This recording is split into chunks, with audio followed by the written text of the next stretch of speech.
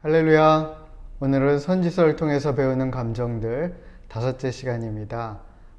두려움 2번째 이야기이고요. 우리 함께 기도하고 말씀 듣도록 하겠습니다. 하나님, 이 시간 우리와 함께하여 주시옵소서. 우리가 살아가면서 겪게 되는 수많은 위험과 또 고난과 또 고통과 어려움 속에서 하나님, 단지 그 상황에 두려워서 함몰되는 것이 아니라 여호와를 경외함으로 또 주님께서 주시는 힘으로 그 모든 것을 능히 이길 수 있는 주의 백성 되게 하여 주시옵소서. 두려워 말라, 내가 너와 함께함이라 주님께서 분명히 우리에게 말씀하셨습니다. 나와 함께 하시는 하나님께서 내가 지금 겪고 있는 모든 상황보다 더욱더 크시고 능하심 하나님인 것을 믿습니다. 그 하나님을 바라보는, 그 하나님을 신뢰하는 시간 되게 하여 주시옵소서. 감사드리며 살아계신 예수 그리스도의 이름으로 기도합니다. 아멘. 네, 본문 말씀은 이사야 33장 6절 말씀입니다. 쉬운 성경으로 봉독하겠습니다. 여호와는 너의 피난처이시다. 주께는 구원과 지혜와 지식이 가득하다. 주를 경외하는 것이 가장 큰 보물이다. 아멘. 모든 감정은 하나님께로부터 왔습니다. 지금 다루고 있는 두려움도 하나님께 온 감정인데요. 저희가 지금 코어 필링, 핵심 감정 5가지를 다루고 있는데요. 지금 기쁨, 슬픔, 분노를 다뤘고, 또 지금 두려움, 그리고 다음 주에는 수치심에 대해서 우리가 다루어 갈 텐데요. 이 좌측에 있는 감정과 우측에 있는 감정 가장 큰 차이점이 뭔지 아십니까? 좌측에 있는 기쁨, 슬픔, 분노는 하나님도 갖고 계신 감정입니다.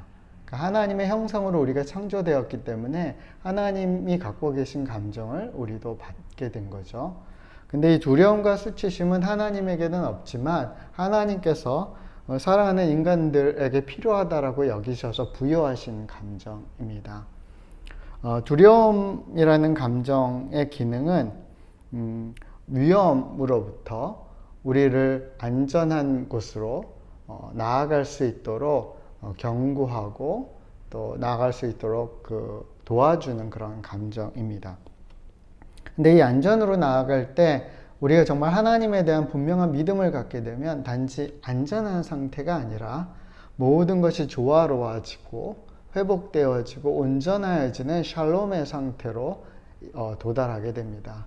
사랑하는 여러분, 여러분이 두려운 일을 만날 때마다 단지 그냥 안전한 곳으로 피하는 정도가 아니라 샬롬을 누리는, 샬롬에 도달하게 되는 그 은혜를 누리게 되길 예수의 이름으로 축원합니다. 이처럼 두려움은 하나님께서 우리에게 안전함으로 나아갈 수 있도록, 더 나아가서 샬롬으로 나아갈 수 있도록 허락하신 감정인데, 성경을 읽다 보면 이사야 41장 10절 말씀처럼 두려워하지 말라라는 말씀을 거듭해서 강조하고 계십니다. 검색해 보니까 대략적으로 한 90여 회 등장하고요. 겁내지 마라, 놀라지 말라, 이런 비슷한 뜻을 갖고 있는 표현까지 하면 100번 넘게 아주 자주 해서 하나님께서 우리에게 두려워하지 말라라고 말씀하십니다. 왜 이처럼 하나님께서 거듭해서 두려워하지 말라라고 우리에게 촉구하고 계실까요? 지난주에 우리가 살펴봤던 그 두려움의 4단계 때문에 그렇습니다. 첫 번째 단계는 1차적인 두려움, 그러니까 두려움의 가장 기본적인 기능이죠. 위험에 대해서 감지하고 안전으로 나아갈 수 있도록 도와주는 1차적인 단계인데, 우리가 이 1차적인 두려움의 단계는 너무나 필요하지만 이것을 계속 품고 있다 보면 내면 안에서 이것이 걱정으로, 염려로 변화되고, 이것은 우리의 감정뿐 아니라 우리의 육체와 생활을 점점 약화시키게 되죠. 그러다 보면 우리가 점점 이제 연약해지다 보면 우리 안에 있는 믿음도 약해지고, 그럼 불신이 갖게 되고, 세 번째 단계는 불신의 두려움으로 나아가게 됩니다. 이 단계로 가면 하나님의 말씀을 받아들이기가 어려워지고 말씀을 순종하는 것은 더더욱 어려워지죠. 그러다 보면 하나님께서 우리에게 계속해서 공급하시는 어떤 생명의 충만함을 누릴 수 없게 되고, 그러다 보면 이 두려움은 점점 공포의 단계로 가게 됩니다. 이 공포는 비이성적인 두려움이죠. 통제할 수 없고 그냥 이렇게 압도되는 두려움인 것입니다. 이 단계까지 가면 이 두려움 자체가 우리의 삶의 위험이 돼버리게 되고 우리를 어렵게 만듭니다. 그래서 하나님께서는 우리에게는 두려워하지 말라라고 거듭해서 우리에게 촉구하고 계신 것입니다. 하나님께서는 그렇게 두려움이 점점 변질되어서 더 큰 위험으로 도달하게 되는 것을 원치 않으시기 때문에 이렇게 거듭해서 두려워하지 말라라고 촉구하심으로 우리를 샬롬의 상태로 초대하고 계십니다.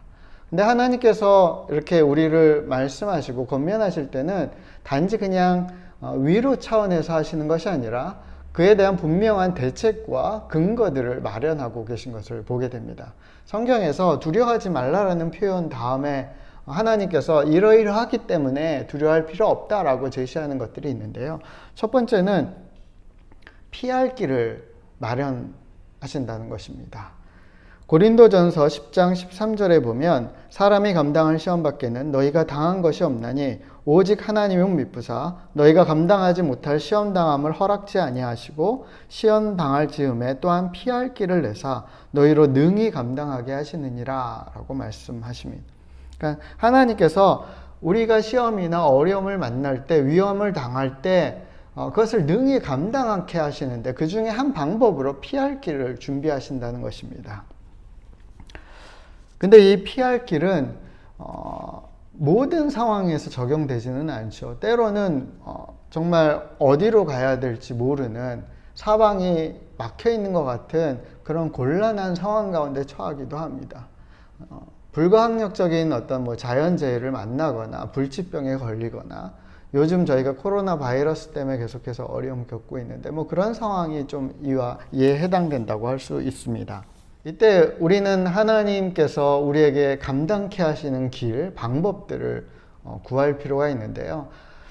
적지 않은 경우 사실 우리가 그 하나님 앞에서 그 방법을 구하고 하나님 준비하신 것을 받아들이는 어떤 시간으로 나아가지 못하고 우리가 섣불리 도망치는 경우가 있어요. 그러면서 이것은 하나님께서 우리에게 허락하신 걸 거야 라고 여기는 거죠. 그게 지난주 설교 때 우리가 살펴봤던 바벨론 포로기에 이집트로 도망갔던 그 이스라엘 백성들의 이야기입니다. 그들은 우리는 도망간 게 아니라 하나님께서 허락하신 피할 길이다 라는 분명한 어떤 이야기를 하고 싶어서 예레미야에게 찾아가서 기도까지 부탁하죠. 하지만 하나님께서 그것을 원치 않으셨어요. 유다에 머물러 있으면 내가 보호하고 지켜주고 감당케 할 거야 라고 말씀하셨지만 하지만 그들은 이미 그 마음이 도망치고 싶었기 때문에 피하고 싶었기 때문에 그것을 고집하다가 결국은 패망에 이르게 됩니다. 그렇다면 피할 길이 준비되어 있지 않은 경우 그럼 우리는 어떻게 해야 되는가? 두려워하지 않아도 될 근거를 하나님이 어떤 식으로 준비하셨는가? 그게 두 번째 내용인데요. 이겨낼 능력의 사람이 되도록 하시겠다라고 하나님은 약속하십니다. 에스겔 3장 7절에서 9절을 보니까 그들을 겁내거나 두려워하지 말라라고 에스겔에게 권면하세요. 그 근거는 그들이 모두 고집이 세고 마음이 닫혀 있고 더 이상 에스겔의 말을 들으려 하지 않는 반항하는 백성이기 때문이 아니라 그것은 오히려 두려워해야 될 이유였죠. 뭐라고 8절과 9절에 말씀하고 계시냐면 내가 너를 그들보다 더욱더 억세고 굳세고 부싯돌, 바윗돌보다 더욱더 단단하게 만들어 줄 것이다. 그 이야기가 뭐죠? 네가 만날 위험, 네가 만날 어떤 어려움, 시험, 그것보다 너를 더욱더 강하게 하리라. 그것을 충분히 감당하고 이겨낼 수 있는 능력의 사람이 되게 하리라 라고 말씀하세요. 이게 하나님의 약속의 굉장히 좋은 면이죠. 그냥 너 나한테 무조건 의존적이 돼야 돼. 내가 잘 보이면 그때 필요한 거 조금씩 힘줄게 정도가 아니라 나는 너를 능력의 사람 되게 하리라. 너에게 내가 나의 능력을 부어주리라 이렇게 약속하시는 거죠. 그러니까 우리의 존재적인 변화를 약속하시는 거예요. 그렇기 때문에 우리가 어려움을 만날지라도 하나님이 내게 이미 부어주신 힘으로 내가 능히 감당할 수 있구나라는 것을 우리는 밝게 알아야 되고 믿음으로 그것을 받아들이고 도전할 필요가 있는 거죠. 그럴 때 그 두려움을 이기고 그 다음 스텝으로 넘어갈 수 있습니다. 그럼 기드온에게 하나님께서는 너는 가서 너의 힘으로 이스라엘을 미디안 손에서 구원하라 라고 말씀하세요. 그러니까 이미 기드온 안에 하나님이 불어넣으신 힘이 있고 그 힘이면 충분히 미디안으로부터 이스라엘을 구원할 수 있는 능력을 너는 갖고 있다. 그러니 그것을 준행하라 라고 명령하시는 거예요. 근데 이 당시만 해도 기드온은 그럴 만한 사람이 아니었고 기드온 스스로 그것을 감당할 수가 없었어요. 왜냐하면 미디안 사람들의 압제가 너무 무서워서 몰래 숨어서 그날을 연명하면서 살아갔던, 어떻게 보면 굉장히 두려움 많았던 젊은 청년이었거든요. 근데 그에게 하나님께서는 다른 면을 보시고 얘기하시는 거예요. 너 안에 있는 그 강함으로 이스라엘을 구원하라 라고 말씀하죠. 이미 하나님이 그 안에 하나님의 강함을 불어넣어 주신 거예요. 저는 동일하게 하나님이 우리에게도 말씀하신다라고 믿습니다. 이미 하나님은 우리 안에 하나님의 강함을 불어넣으셨죠. 특별히 예수 그리스도를 믿음으로 말미암아 성령을 받은 사람들에게는 사도행전 말씀처럼 오직 성령이 너희에게 임하시면 너희가 권능을 받고 라는 말씀처럼 하나님은 권능, 능력, 파워를 우리에게 이미 불어넣어 주셨는데 우리가 그 사실을 믿지 못하기 때문에 그 사실을 잘 인지하지 못하기 때문에 그 다음으로 나아가지 못하죠. 주저하게 되는 거예요. 하지만 기드온에게 하나님이 하셨던 말씀처럼 우리에게도 동일하게 저는 분명히 하나님을 선언하신다고 믿어요. 너 하나님의 사람아, 너에게 내가 이미 부여한 그 힘으로 일어나라, 빛을 발하라, 나와 함께 동역하자, 이 땅에 두려워하고 이 땅에 어둠 가운데 있는 사람들을 구원하는데 함께 참여하자라고 권하고 계십니다. 여러분 그 권함에 함께 동참하십시오. 그렇게 권하실 때 하나님께서 기드온에게 하신 말씀이 있어요. 그게 이 세 번째 내용이죠. 큰 용사여 여호와께서 너와 함께 계시도다. 그러니까 아무것도 두려워하지 마. 그러니까 아무것도 염려하지 마. 네 계산으로는 도저히 풀릴 것 같지 않는 그 상황 속에서도 내가 함께 할 거니까, 내가 갖고 있는 걸 너에게 부여할 테니까 걱정하지 마. 두려워하지 마. 함께 이겨내자 라고 말씀하십니다. 이 말씀은 사실은 모든 믿는 이들에게 해당되는 말씀입니다. 두려워하지 말라. 내가 너와 함께함이라. 놀라지 말라. 나는 너의 하나님이 됨이라. 내가 너를 굳세게 하리라. 참으로 너를 도와주리라. 참으로 나의 의로운 오른손으로 너를 붙들리라. 아멘.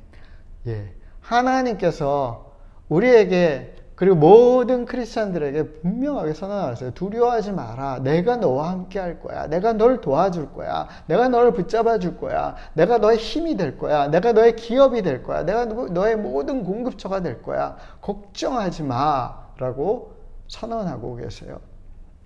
여러분 이럴 땐 어떻게 해야 되죠? 아멘하고 그냥 받아들여야죠.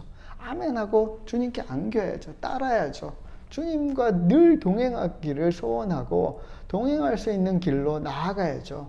근데 여러분 어떻게 하면 하나님과 늘 동행하고 늘 함께하고 늘 하나님 주시는 힘으로 살아갈 수 있죠? 하나님이 우리와 늘 함께 하시려고, 언제나 우리와 동행하시고 언제나 우리 안에서 역사하시려고 당신의 영인 성령을 우리에게 부어주셨고, 그 대표적인 사건이 오순절 다락방의 성령 강림 사건이죠. 그 사건으로 말미암아 하나님의 영이 우리 안에 늘 언제나 함께 하시고 충만히 역사하시기 시작하셨어요. 정말 예수님을 따르다가 두려워서 예수님 버리고 흩어진 사람들, 예수님을 부인하고 그렇게 도망친 사람들이 이 성령을 받자 그들은 어떤 것도 두려워하지 않는 겁없는 사람들로 변화되기 시작해요.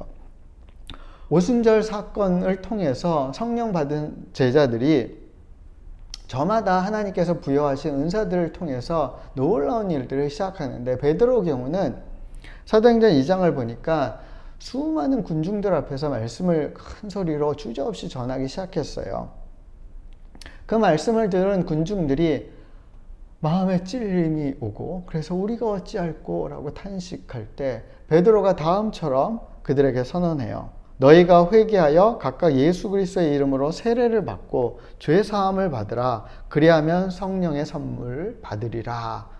이것에 대해서 여러 말로 확증하고 계속해서 설명하자 군중들이 베드로의 말씀을 듣고 용기를 얻어서 말씀에 순종해서 회개하고 세례를 받는데 그날만 그렇게 순종한 사람들이 3,000명이 더하고 그 3,000명이 더하는 사람들이 거기서 멈춘 것이 아니라 사도들의 가르침을 받아서 함께 떡을 떼고 함께 교제하고 함께 힘을 모아서 기도하고 그래서 기도 응답을 받고 방언 기도가 터지기 시작하고 병든 사람들이 치유되고 그러면서 그들이 정말 기쁨과 환희 속에 휩싸이게 되지. 그 하루가 정말 기적 같은 날이었어요. 정말 감동스러운 날이고 기쁨이 가득하고 변화가 일어나고 인생이 완전히 뒤바뀌는 날이 돼버렸어요.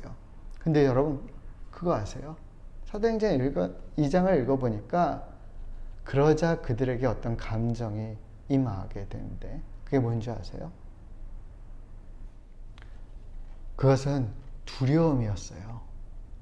43절을 보니까 사람마다 두려워하는데 사도들로 말미암아 기사와 표적이 많이 나타나니 좀 의외지 않아요? 이렇게 놀랍고 감동스럽고 막 기적이 나타나고 기쁜 일들이 일어나고 막 인생이 막 새롭게 되고 막 이런 아주 그런 놀라운 날 그들이 첫 번째 느낀 감정은 두려움이었다고요. 왜 그랬을까요? 너무 갑작스러운 변화가 두려웠을까요? 아니면 그런 거 있잖아요. 너무 좋은 일들이 막 생겨갖고 와 이게 꿈이야 생시야 너무 행복할 때 이게 너무 갑작스럽게 나에게 좋은 것이 많이 왔기 때문에 또 갑작스럽게 사라지면 어떡하지? 이 행복감이 없어지면 어떡하지? 라는 불안과 두려움이 교차되는 어떤 순간 뭐 그런 두려움이었을까요? 혹 그런 식의 두려움이었다면 아마도 성령의 역사, 그들 안에 시작됐던 변화와 도전들은 그 순간부터 사실은 점점 약화됐을 거예요. 왜냐하면 두려움이 어떻게 마비시키는 어떤 기능을 하잖아요. 근데 웬걸요? 43절 이하를 쭉 보면 성령의 역사들이 더 풍성하게 왕성하게 일어나기 시작해요. 그렇다면 그들이 느낀 두려움은 어떤 것이었을까요? 베드로의 설교에서 좀 힌트를 찾을 수 있는데요. 40절을 보면 너희가 이 패역한 세대에서 구원을 받으라 라고 말씀하세요. 이 구원에 좀 초점을 맞춰볼까 해요. 이 구원이라는 것은 이렇게 망하고 악한 죄악이 가득하고 사망의 음침한 골짜기로 빠질 만한 곳에서 건짐을 받는 것이 구원이지만 구원은 거기에 끝나는 것이 아니라 단지 건짐받는 정도가 아니라 회복까지 포함되잖아요. 온전한 회복이 일어나는 거예요. 궁극적으로는 샬롬의 상태까지 도달해서 하나님의 온전하심 속에 참여하는 것까지가 사실 구원의 완성이죠.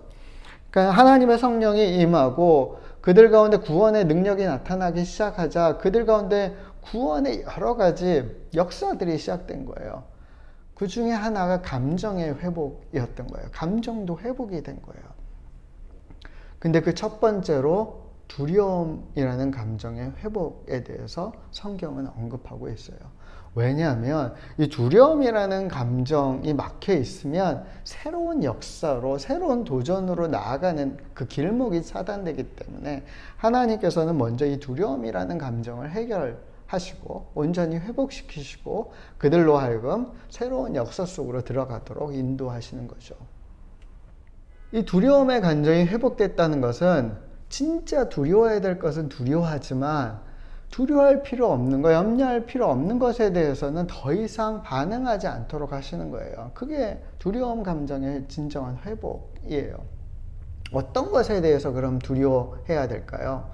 우리가 정말 하나님의 영으로 충만해져서 우리 안에 진짜 온전함이 시작되고 그래서 정말 감동스러운 변화들이 시작되고 있는데 여전히 우리는 이 세상 가운데 있는 거죠. 그렇기 때문에 이런 세상에 우리가 다시금 터닝백 되지 않고 뒤돌아서지 않고 거기에 다시 돌아가지 않고 거기에 다시 함몰되지 않고 계속해서 하나님을 향해서 나아가는데 우리 마음이 올인하고자 하는 두려움인 거예요. 하나님이 너무 좋고 하나님을 너무 사모하고 하나님을 경외하기 때문에 하나님 안에만 있고 싶은데 나의 본능이, 나의 죄성이, 내 옛사람의 습관이 그러지 못하기 때문에, 그러기 때문에 느끼는 두려움인 거예요. 이게 진짜 내 인생의 위험이라는 것을 감지하는 두려움인 거예요. 그래서 진짜 안전한, 진짜 샬롬의 상태인 하나님으로 향해서 나아가고자 하는 두려움. 그게 the fear of God, 하나님을 경외하는 두려움인 거죠. 하나님께서는 이 성령 받은 사람들에게 그 온전한 여호와를 경외하는 두려움을 회복시키신 거예요. 근데 그 두려움이 그들에게 임하자 정말 놀라운 것은 다른 여타 두려움들, 필요 없는 두려움들이 사라지기 시작했어요. 그래서 나타난 게 뭐죠? 43절 이하의 초대교회 모습인 거예요.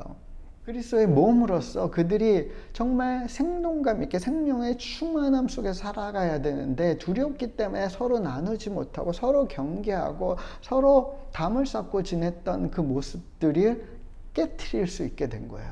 그게 무섭지 않은 거예요. 내 재산을 내어놓는 게 무섭지 않은 거예요. 나와 너무나 달라서 저 사람과 내 속마음을 터놓으면 안 될 것 같은데 라는 그 두려움을 깨트린 거예요. 매일같이 성전에 모이면 내 삶이 어떻게 될까 불안한데 염려스러운데 딴 사람이 나를 좀 너무 광신도로 보면 어떻게 이단시하면 어떻게 뭐 이런 두려움들이 깨지기 시작한 거예요. 그냥 하나님을 경외하는 마음으로 하나님이 내 모든 것을 공급하신다는 그 믿음 안에서 이제는 자유롭게 움직이기 시작한 거예요. 즐겁게 움직이기 시작한 거예요. 모든 것을 기쁘게 움직이기 시작한 거예요. 그러니까 정말 많은 사람들과 함께 이런 나눔의 삶이 시작된 거죠. 사랑의 삶이 시작된 거예요. 기쁨의 삶이 더 이상 예전에 내가 두려워서 멈췄던 일들을 하지 않게 된 거예요. 할렐루야. 이게 두려움이라는 감정이 회복되면서 일어난 사건입니다. 사랑하는 여러분, 그렇게 되자 사람들이 날 이상하게 보면 어떡하지? 라는 두려움을 뛰어넘자 오히려 온 백성의 친송을 받게 되고 수많은 이웃들이 하나님께 돌아오는 놀라운 부흥의 역사가 시작되었습니다. 하나님의 교회가 더욱더 풍성해진 거예요. 사실 두려워서 내 재산 챙기지 않으면 내 미래가 없을 것 같은데 했는데 오히려 그것을 깨트리고 나누자 더욱더 힘이 써진 거예요. 더욱더 부여로워지고 더욱더 미래가 열리게 된 거죠. 더욱더 보장받게 된 거예요. 내 자녀의 미래, 오히려 공동체가 그렇게 되자, 성숙해지자 혹 내가 죽을지라도 그 공동체가 모든 것을 감싸고 보호해주고 미래를 보장하게 된 거예요. 그게 하나님이 계획하신 하나님의 나라의 아름다운 모습이 이 땅 가운데 실현된 거죠. 할렐루야. 여러분, 이 역사가 언제 시작됐죠? 하나님의 영이 그들 가운데 임할 때, 제자들 가운데 임할 때, 기도하는 사람들 가운데 임할 때부터 이 역사가 시작되었어요. 하나님의 영이 그들 가운데 충만해지자 하나님의 영이 그들 안에서 정말 샘물처럼 솟아나면서 역사하기 시작할 때 그 하나님의 영으로 말미암아 그들이 하나님을 만나고 하나님과 동행하기 시작할 때 이 역사가 시작됐죠. 로마서 8장을 보니까 성령에 대해서 이렇게 말씀하세요. 성령은 여러분을 다시 두려움에 이르게 하는 노예로 만드는 영이 아니라 여러분을 하나님의 자녀가 되는 영입니다. 그래서 우리는 그 성령을 의지해서 아바, 아버지라고 부를 수 있는 것입니다. 성령께서는 친히 우리의 영과 함께 우리가 하나님의 자녀라는 것을 증언합니다. 자녀라면 또한 상속자이기도 합니다. 우리는 하나님의 상속자이며 또한 그리스도와 공동의 상속자입니다. 그래서 우리는 그리스도께서 누리시는 영광에 참여하기 위해 그분이 겪으신 고난에도 참여하는 것입니다. 나는 현재 우리가 겪는 고난은 장차 우리에게 나타날 영광과 비교하면 아무것도 아니라고 생각합니다.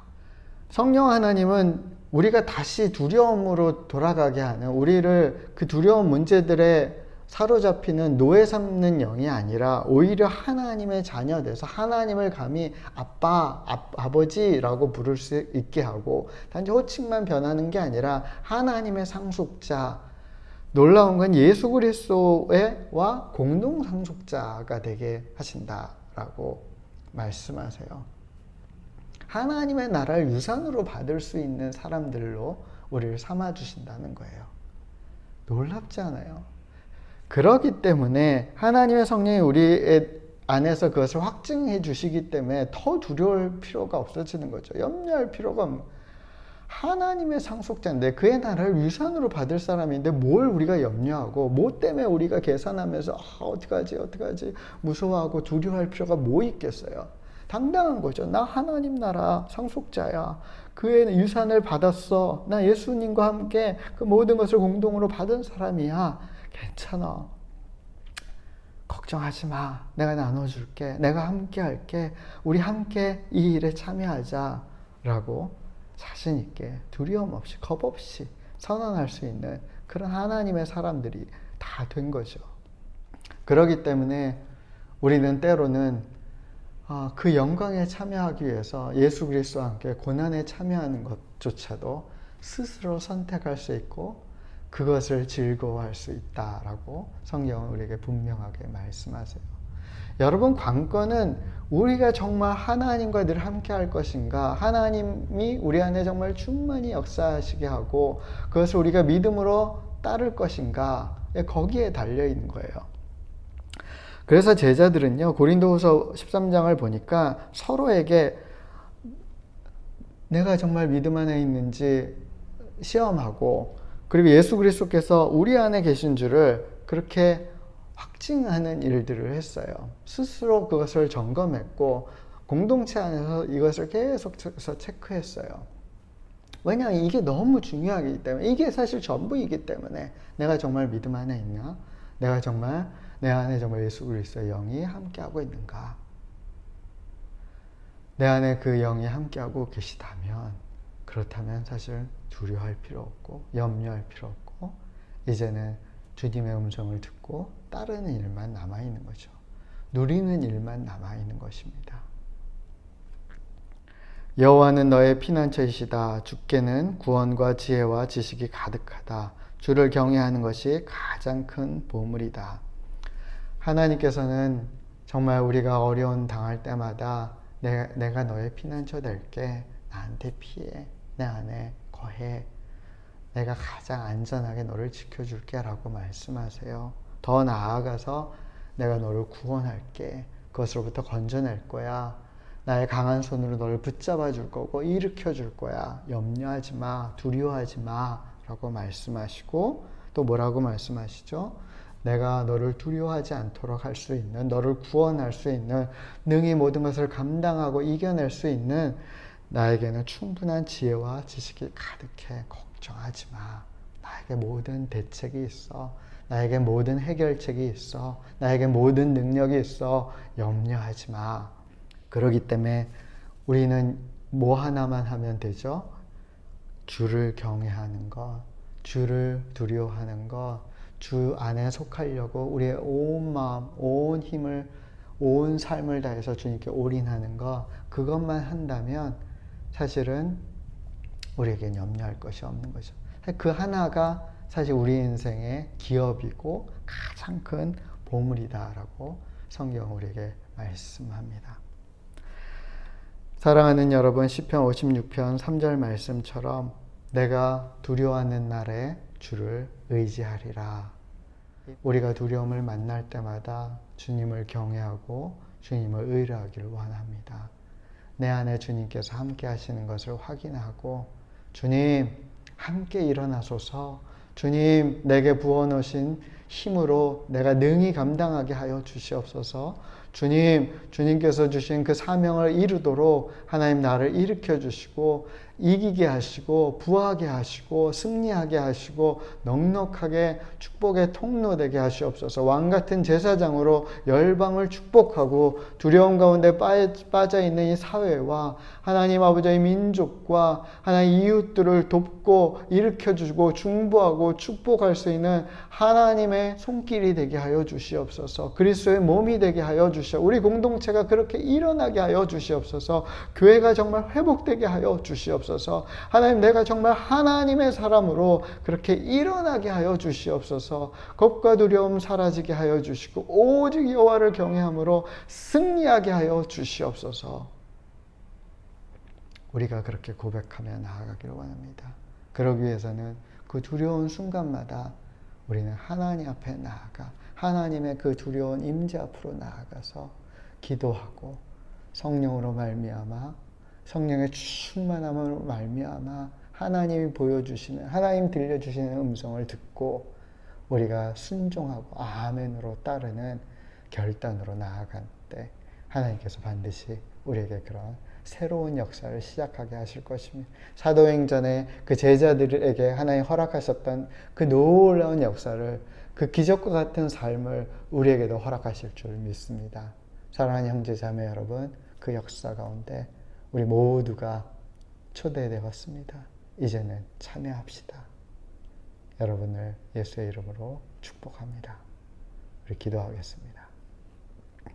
하나님 아버지 감사합니다. 두렵고 떨림으로 주 앞에 나아갑니다. 주님 우리를 받아주시옵소서. 우리를 안아주시옵소서. 하나님 아버지 우리가 위기 만날 때마다 피할 길을 주시는 하나님. 하지만 하나님 어찌할 바를 모르고 막혀 있을 때 하나님 우리에게 부어주신 그 능력으로 하나님 우리가 감당하게 하시고 무엇보다도 여호와 하나님, 나와 함께 하시는 여호와 하나님, 내 안에 거하시는 성령으로 말미암아서 그 모든 것을 능히 이기고도 남게 하여 주시고 오히려 더 나아가서 열방을 축복하고 하나님 아직도 어두운 가운데 있고 두려운 가운데 있는 그 이웃들을 형제 자매들을 하나님 아버지 사회를 하나님 건지시는 하나님의 손길에 하나님 우리가 헌신하게 하여 주시옵소서. 하나님 원컨대 지금 이 사회에 만연해 있는 두려움들, 한국교회 가운데 있는 그 두려움들을 주님 불쌍히 여겨주시고 하나님 그 두려움이 제 기능을 하지 못하고 있다면 하나님 회복할 수 있도록 구원하여 주시옵소서. 성령으로 역사하여 주시옵소서. 그래서 하나님 우리 모두가 새 역사, 하나님의 역사에 참여할 수 있도록 주님 이끌어 주시옵소서. 주님을 믿습니다. 주님을 신뢰합니다. 주님을 찬양합니다. 살아계신 예수 그리스도 이름으로 기도합니다. 아멘. 사랑하는 여러분, 성령 충만하십시오. 주님과 승리하십시오. 예수의 이름으로 축복합니다.